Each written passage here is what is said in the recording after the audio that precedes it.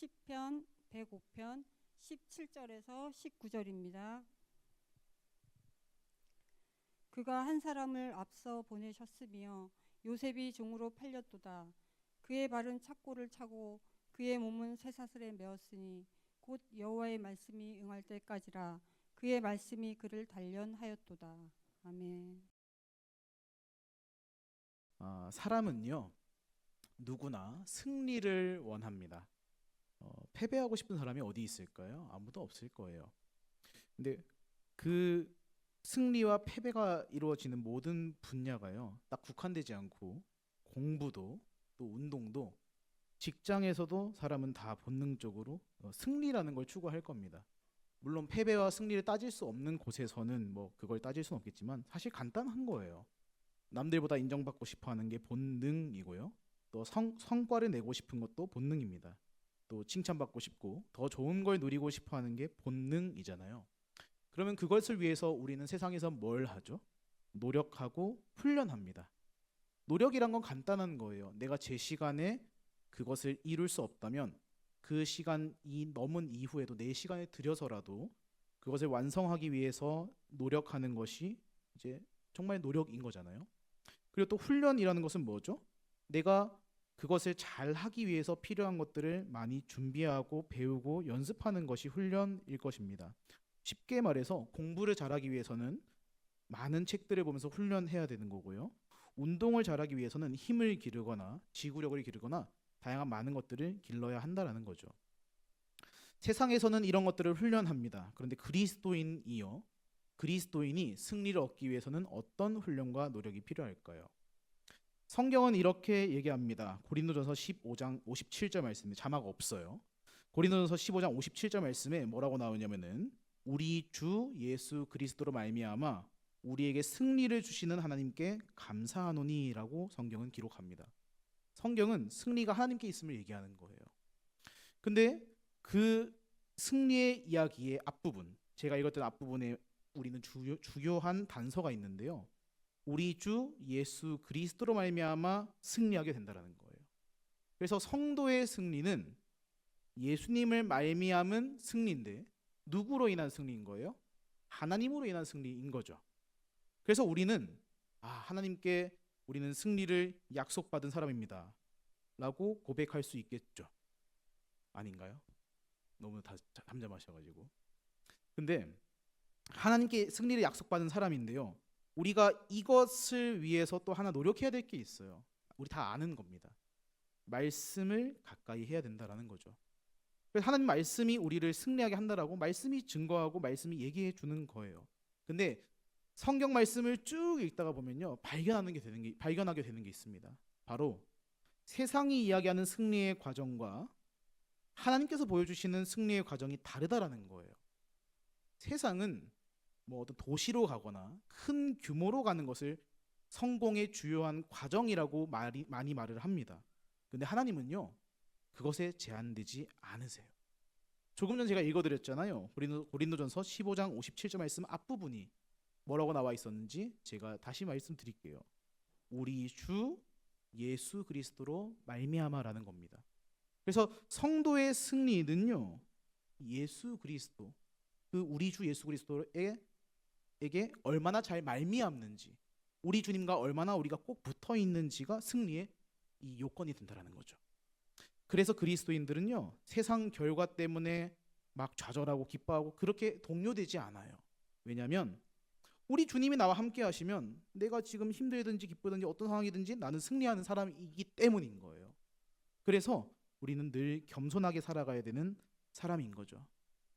그리고 그 겸손함 가지고 우리는 기억하잖아요. 세상 권세보다 크신 하나님께서 나와 함께함을 날마다 기억하며 하나님께서 가장 선한 손길로 우리 인생을 이끌어 주신다라는 것을 우리는 알고 있지 않습니까?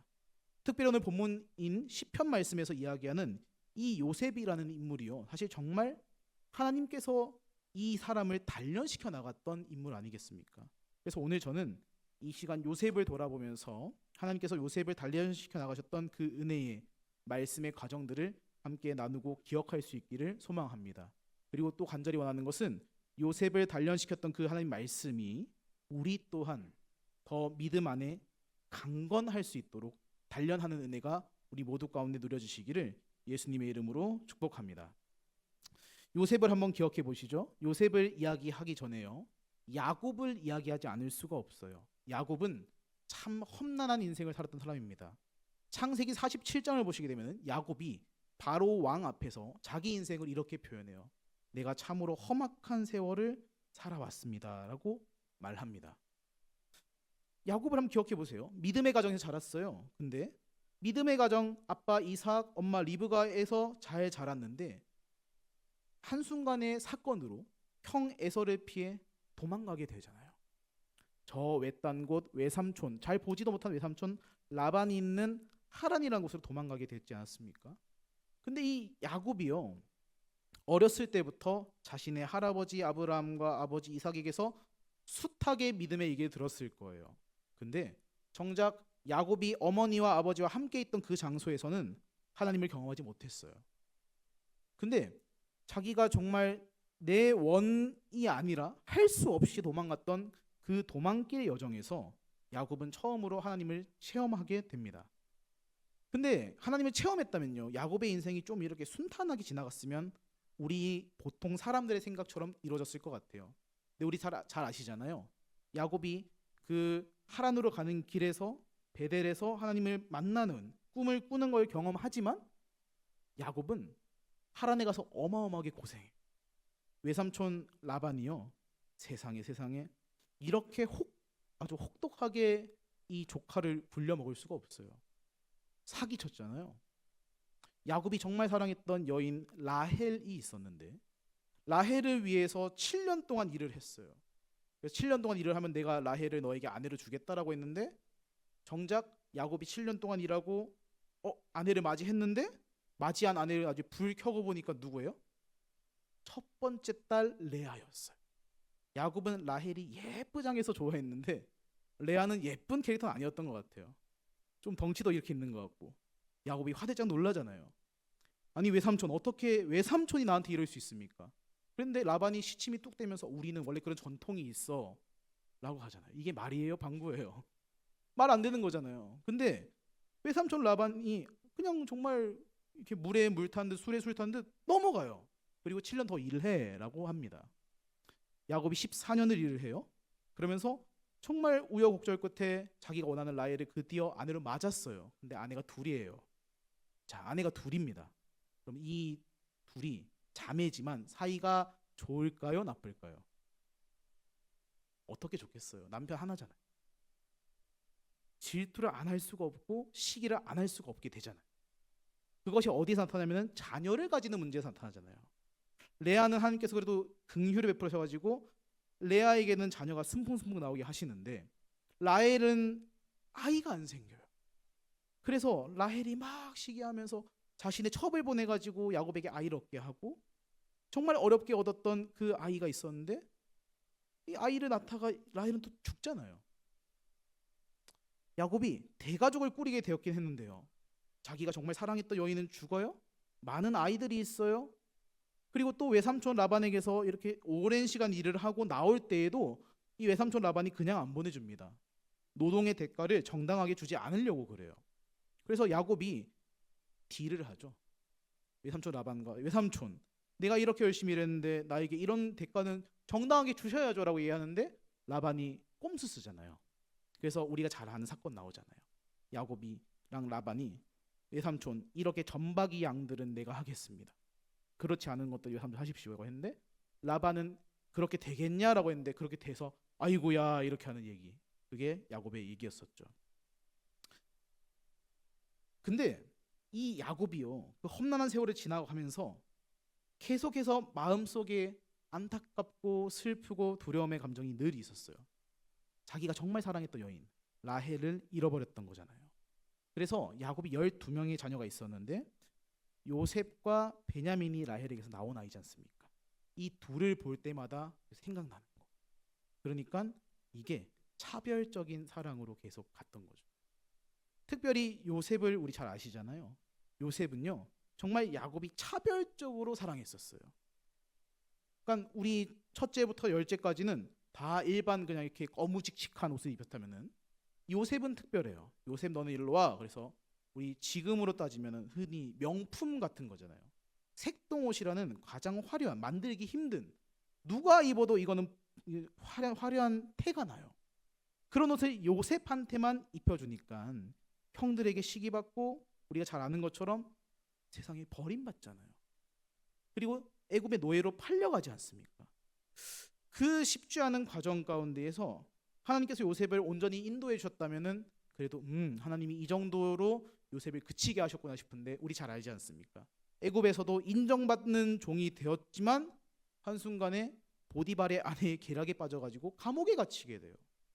그 인생을 우리가 어떻게 형통하다라고 얘기할 수 있겠습니까? 세상 상식으로는 그렇지 못해요. 근데 하나님께서 요셉을 그렇게 혹독하게 어려운 일을 만나게 하셨던 것은요, 단련하시기 위함이었어요. 단련하시기 위함이었어요. 단단하게 만들려고.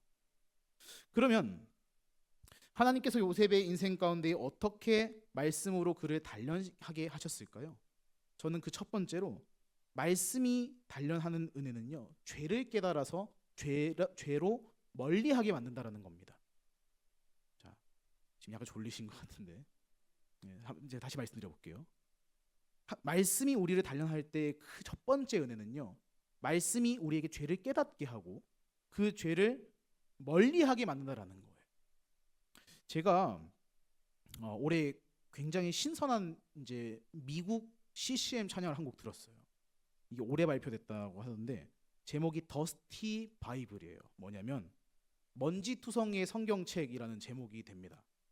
그리고 리듬은 근데 굉장히 또 신나요. 막 엄청 신나는 가사예요. 근데 그 가사의 내용이 뭐냐면은 핵심은 이래요. 우리의 성경책에는 먼지가 쌓여 있는데 내가 가지고 있는 최신 아이폰, 휴대폰은 먼지 쌓일 틈이 없다. 그래놓고 인생이 공허하다라고 얘기를 한다라는 거예요. 그래서 이 젊은 가수가 신나는 리듬으로 얘기를 하면서 나 그래서 더 이상 내 성경에 먼지가 안 쌓이게 하고 싶어라고 했던 노래였었어요. 제가 이걸 이제 저도 유튜브 뮤직을 쓰는데 추천해 주는 거예요. 갑자기 제가 이제 원래 영어 찬양도 한 번씩 듣고 하니까 유튜브가 추천해 준 건데, 제가 운전하면서 듣던 찬양 들으니까요, 가사가 예사롭지가 않아요. 일단 저도 뭐 영어를 그렇게 잘하지 않으니까. 근데 가사가 예사롭지 않아서 나중에 따로 찾아보니까 이 가사의 내용이 제 머리를 팡 때리는 거예요. 정말 그렇지 않습니까?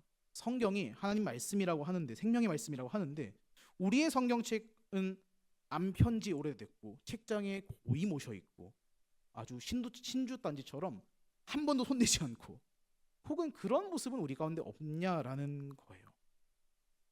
성경책을 내가 정말 얼마나 펴보는지 여러 가지 생각을 하게 하는 거죠. 근데 우리는 확신합니다. 성경책, 하나님 말씀은요, 그 자체로 엄청난 힘이 있는 거잖아요. 여기서 아멘을 하셔야 되는데.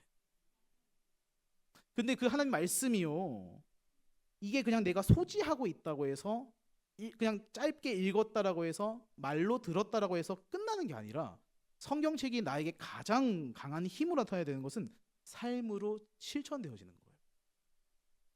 한 지도자가 있다고 생각해 보세요. 그 지도자가 앞에서는 번지르르하게 나와가지고 막 잘 얘기합니다. 말로는 막 본인은 최고예요, 거룩해요. 근데 그의 삶이 만약 그렇지 않다면 우리는 억장이 무너지지 않을까요? 이건 뭐 누구에게 예외가 없는 문제 아니에요. 저도 마찬가지일 거고요. 근데 가장 큰 문제가 뭐냐면요, 사람 앞에서는 숨길 수 있는데 하나님 앞에서는 못 숨긴다라는 거잖아요. 그래서 하나님 말씀은 우리를 콕콕 찌르는 것 같아요. 먼저 죄를 깨달아가지고 그 죄를 제발 끊어내라라고 몇 번이고 우리를 찌른다라는 겁니다. 아브라함과 이삭과 야곱, 요셉의 수많은 창세기의 믿음의 조상들의 모습을 기억해 보세요. 정말 그들은 하나님과 친밀한 관계를 맺었습니다. 다른 사람 볼 때에도요, 정말 아브라함, 이삭, 야곱, 요셉은요, 엄청난 은혜를 누린 삶을 살아왔잖아요. 근데 남들이 바라봤을 때도 그 모든 사람들의 이야기가 정말 은혜의 얘기인데, 그걸 직접 겪은 아버지 야곱이 요셉에게 얘기해 줬을 때는요, 이건 차원이 다르잖아요. 남들 앞에서는요, 얘기 못하는 얘기가 분명히 있잖아요. 그리고 공개석상에 살 수 없는 얘기도 분명히 있을 거고요. 또 내가 살아오면서 후회스럽고 부끄러운 얘기도 분명히 있을 겁니다. 근데 아들은 예외가 없어요. 내가 이런 건 참 부끄럽고 후회도 됐었어라는 걸 여기서는 얘기 못해도 제 아들한테는 얘기할 수 있는 거예요. 물론 제 아들은 알아듣지 못하겠지만 비밀이 없는 거예요. 근데 비밀이 없는 이유가 뭐예요? 내 사랑하는 아들이 정말 믿음 안에서 강건해지길 소망하는 거. 그러면 이 야곱이 요셉에게 죄에 대해서 얼마나 가감없이 얘기했겠습니까? 죄라는 건 이런 거야. 그리고 너네 형 봐봐. 너네 형 누구누구 이런 죄 있지 않니? 이런 것도 얘기했을 거라고요. 왜요? 정말 요셉을 사랑하니까요.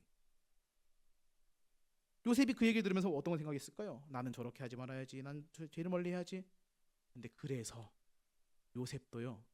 이게 죄송하지만 재수 없는 모습이 꽤 있어요. 어릴 때 정말 형들이 싫어했을 만할 것 같아요. 그런 이 환상을 본 것도 어린 나이에 그렇게 했다라고 할 수 있겠지만 형들은 당연히 질투하게 되어 있잖아. 근데 말씀을 알아가면서요, 우리는 미성숙에서 성숙으로 나아가는 단계입니다. 그리고 미성숙에서 성숙으로 변화되어지는 관계, 그 모든 상황을 우리는 살아가야 되는 거잖아요. 예수님이 나의 구주로 인정되어지고 고백되어지는데 이전의 나의 옛사람의 모습이 여전히 남아있기 때문에 옛사람의 모습에서 새사람의 모습으로 점차적으로 변화되어 가야 되는 거잖아요. 이전에 내 우선순위가 1번이 있었어요. 그것이 다른 거였었습니다. 근데 이제는 그것이 아니라 하나님이 내 삶의 1번 순위가 되었다면 여기서 여기까지 바꾸는데 엄청난 과정이 필요한 거고 엄청난 우여곡절이 생기는 거죠. 그 우여곡절이 요셉이 겪었던 수많은 어려움과 무너짐의 문제 아니었겠습니까? 근데 동일한 요셉의 형제들, 르우벤이나 시몬이나 레위 같은 형제들 생각해 보세요. 야곱이 그들도 아들이었기 때문에 말씀을 가르쳐 줬을 겁니다. 하지만 그들은 어때요? 그들은요, 말씀에 반응하지 못한 거예요. 편한 습관대로 그냥 계속 살아간 거예요. 육신의 정욕과 감정대로 그냥 살아갔던 거예요. 장남인 르우벨은 아버지의 첫 빌하를 범하게 됩니다. 그리고 시몬과 레위는 창세기 나중에 보시게 되면은 동생 디나의 복수를 하겠다라고 해서 살육을 벌여요. 말씀을 듣긴 들었는데 그 말씀이 내 삶으로 실천되지 못한 형제들의 모습이 그런 것 아니겠습니까? 한 가지만 더 얘기해 볼까요? 우리가 잘 알고 있는 사무엘상 1, 2, 3장에 나오는 사무엘과 엘리의 얘기를 한번 해보자고요. 사무엘은요, 어렸을 때부터 한나에 의해서 출생되어서 성전에서 자라오게 됩니다. 성전에서 성전 일을 이런저런 일 돕는 그 성전에서 아이로 아름답게 자랐어요. 그래서 사람에게도 아름답고 하나님께서 사랑받는 그런 아이가 되었습니다. 근데 그 사무엘상의 시대의 모습이 있잖아요. 말씀이 희귀한 시대예요. 말씀이 잘 보이지 않고 들리지 않는 시대예요. 근데 그 시대에서 사무엘은 하나님과 사람에게 예쁨 받는 아이로 성장하지 않았습니까? 그때 하나님께서 사무엘에게 하나님 음성을 듣게 하셨어요. 근데 아직 아이니까 사무엘은 이런 경험이 처음인 거예요. 그래서 엘리한테 가지 않습니까? 엘리한테. 제사장님, 내가 이런 일이 있었어요. 그러니까 엘리가 그러면 이렇게 해봐라. 기도해봐라. 그리고 두 번째까지는 난 그런 얘기 너 안 불렀어. 세 번째 때는 엘리도 캐치하잖아요. 하나님께서 하셨구나. 기도해봐. 이렇게 하고 사무엘이 하나님 음성을 들어요. 근데 나이 많은 대제사장 엘리가 이 꼬맹이 사무엘을 통해서 하나님의 뜻을 전해봤잖아요. 엘리의 죄악을 말입니다. 이게 사무엘상 3장 18절에 나오는데 사무엘이 이렇게 했다고 나와요. 사무엘이 그것을 그에게 자세히 말하고 조금도 숨기지 아니하니 그가 이르되 이는 여호와이시니 선하신 대로 하실 것이니라 하니라라고 하잖아요. 사무엘을 통해서 엘리는 포기해버렸던 아들들의 죄를 다시금 떠올렸을 거예요. 많은 사람들을 통해서 홈리와 비느하스 자기 아들들이 저지고 있는 죄 얘기를 이미 들었어요. 근데 아들들이 내 맘 같지 않잖아요.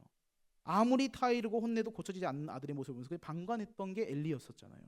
근데 하나님께서 사무엘을 통해 가지고 다시금 아들들의 죄를 떠올리게 하신 거.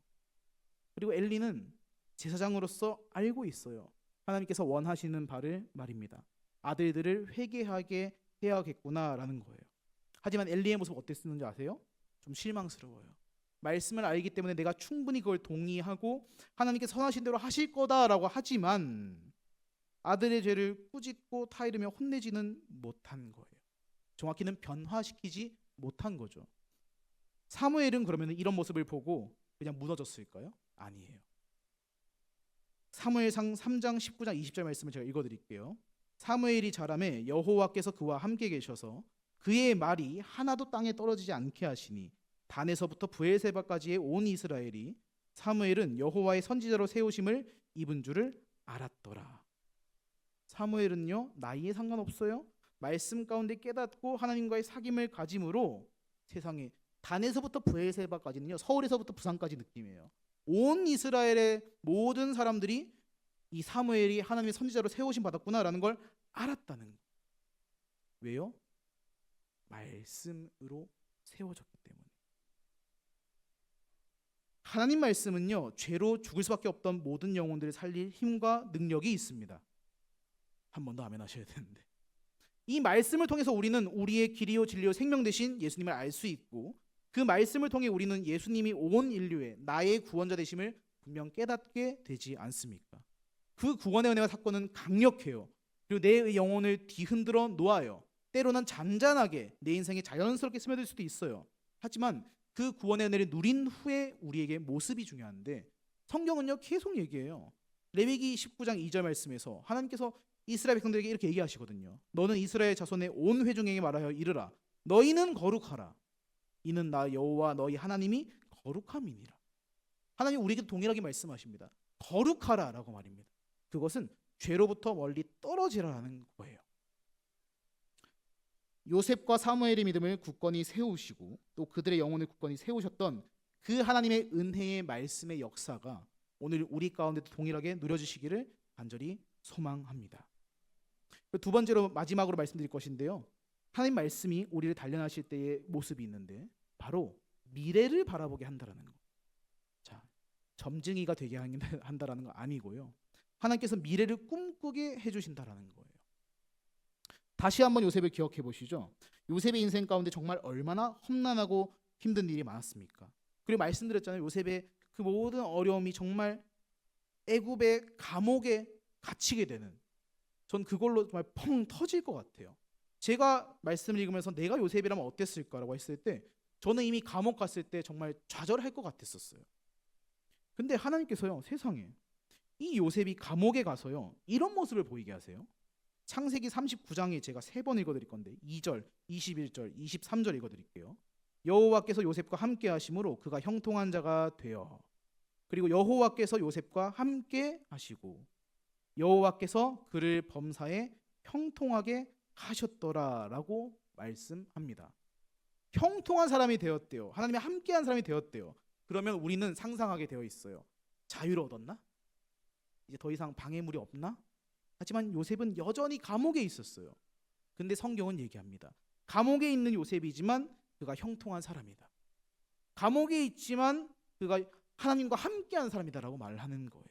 세상은 순탄하고 평안한 환경을 승리라고 얘기합니다. 그리고 그것을 행복한 미래라고 말을 하지만 하나님은요, 우리를 바라봤을 때 순탄한 인생과 환경과 풍부함과 그런 것들이 승리라고 말하는 것이 아니라 하나님과 함께하는 것이 승리임을 알게 해주시는 거예요. 그래서 하나님과 함께함을 통하여서 우리의 인생을 봤을 때 가난할 수 있어요, 아플 수도 있어요, 어려울 수도 있어요. 하지만 하나님은 하나님과 함께하면 형통한 자다라고 하시는 거예요. 엘리사 선지자 때 얘기를 하나 해드릴게요. 엘리사 선지자 유명하잖아요. 엘리사가 한참 활약을 하는데 북쪽에 있는 아람의 나라가 군대를 이끌고 대군을 이끌고 이스라엘에 쳐들어옵니다. 근데 엘리사를 잡기 위해서 이 아람의 왕이 군대를 싹 보내요. 그래서 엘리사가 있는 도단이란 성을 병거와 말과 군사들로 싹 에워싸게 만듭니다. 그래서 이걸 현실적으로 눈으로 본 엘리사의 종이 상황을 보면 탄식해요. 게하시라는 종인데 어떻게 합니까? 라고 얘기를 해요. 그거에 제가 말씀 읽어드릴 텐데, 종은 탄식하는데 엘리사는 다르게 반응해요. 제가 말씀 읽어드릴게요. 열왕기하 5장 15절 16절 말씀입니다. 그의 사환이 엘리사에게 말하되 내 주여 우리가 어찌하리까 하니 대답하되 두려워하지 말라. 우리와 함께한 자가 그들과 함께한 자보다 많으니라 하고 라고 합니다. 엘리사의 사환이에요. 엘리사와 함께하면서 엘리사가 일으켜왔던 수많은 기적들을 함께 봤던 종 아닙니까? 근데 내 눈의 모습이 당장 두려운, 내가 거주하고 있는 이 성이 모든 군사들로 둘러싸여 있어요. 빠져나갈 곳이 보이지 않아요. 망했구나, 이건 답이 없다. 자신의 선지자에게, 엘리사에게 가서 우리 망했습니다라고 말하는 거예요. 근데 엘리사가 뭐라고 했다고요? 두려워하지 마라.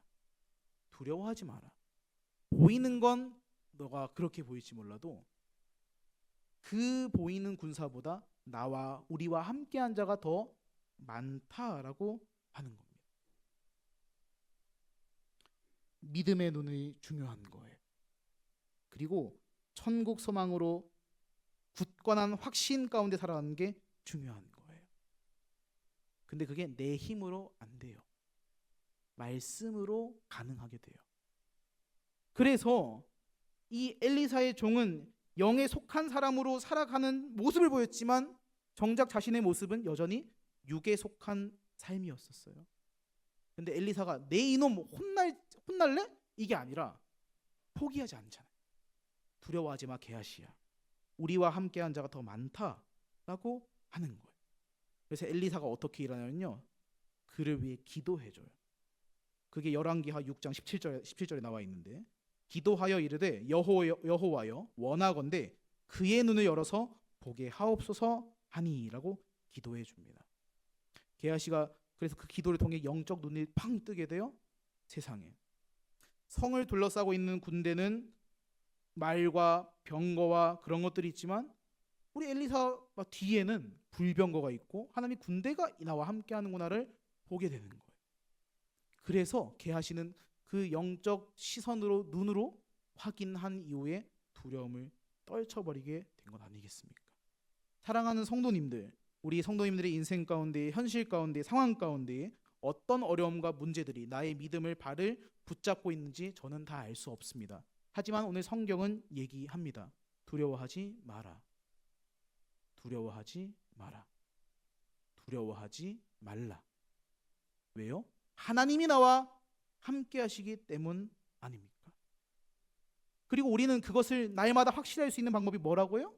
말씀인 거예요. 말씀이요.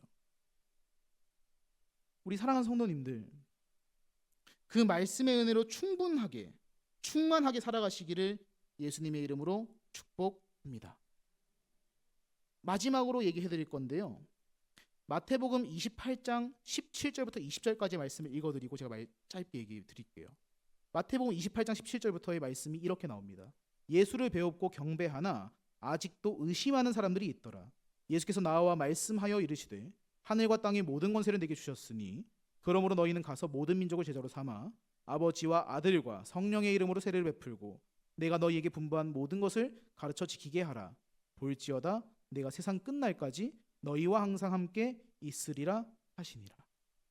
부활하신 예수님을 만난 이야기예요. 그리고 승천하시기 직전에 예수님 만난 얘기예요. 근데 17절에 나왔잖아요. 아직도 의심하는 사람들이 있더라라고요. 믿음은요, 절대 보이는 걸로 판단할 수 없어요. 근데 하나님은요, 그럼 그 연약한 믿음, 의심하는 사람들을 질책하고 꾸짖으시는 게 아니라 하나님은 다시금 명령하셨어요. 하늘과 땅의 모든 권세를 내게 주셨으니 그러므로 너희는 가서 모든 민족을 제자로 삼아 아버지와 아들과 성령의 이름으로 세례를 베풀고 내가 너희에게 분부한 모든 것을 가르쳐 지키게 하라라고 말해요. 왜요? 제자들이니까요. 제자들, 너희의 할 일은 이런 전도의 사명이야라는 걸 다시금 기억하게 하신 거예요. 하나님은요, 너 왜 의심해라고 혼내는 걸 먼저 하신 게 아니에요. 다시금 기억해. 네가 할 일, 너의 사명을 확실하게 기억해. 변명하지 마. 뭘 의심을 하고 있어? 그런 건 뒷전인 거예요. 제자들은요, 그 예수님 말 가지고 다시금 힘을 얻어요. 그래서 그 모습들이 사도행전으로 이어지는 거잖아요.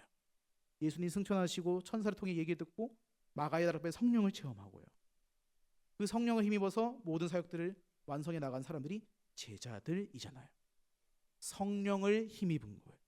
내 힘이 아니에요. 우리 또한 마찬가지입니다. 내 힘과 내 재력, 내 모든 지식은 부족함이 많아요. 하지만 나에게 힘 주시는 그 성령님의 능력은 부족한 게 없어요. 그게 믿음이잖아요. 그리고 그게 말씀이 우리에게 알려주는 것이잖아요. 하나님 말씀은 정말 힘이 있고 능력이 있어서 우리가 나아갈 길이 되고 어두운 세상을 밝힐 빛이 됩니다. 그리고 그 말씀은 얘기합니다. 우리를 단련시켜 나가겠다라고 말입니다. 많은 사람들이 건강을 지키려고는 운동도 하고 음식도 조절하잖아요. 근데 우리는 그에 못지않게 말씀을 가까이 하는 거에도 힘써야 된다라는 거지 않습니까? 간절히 소망합니다. 하나님 말씀을 사모하기에 더 힘쓰는 우리 모두가 됩시다. 그리고 우리 주님 다시 오실 때 가까워져 오는 지금 우리가 의지할 것은 정말 말씀뿐입니다. 하나님 말씀이 이 시대를 분별할 수 있게 하고 환난에서 우리의 믿음을 지켜나갈 수 있도록 단련해 주기 때문입니다. 오늘 이 말씀 나누는 우리 모두에게 정말 말씀으로 단련되어지는 그 은혜가 풍성히 누려지시기를 예수님의 이름으로 축복합니다. 기도하겠습니다.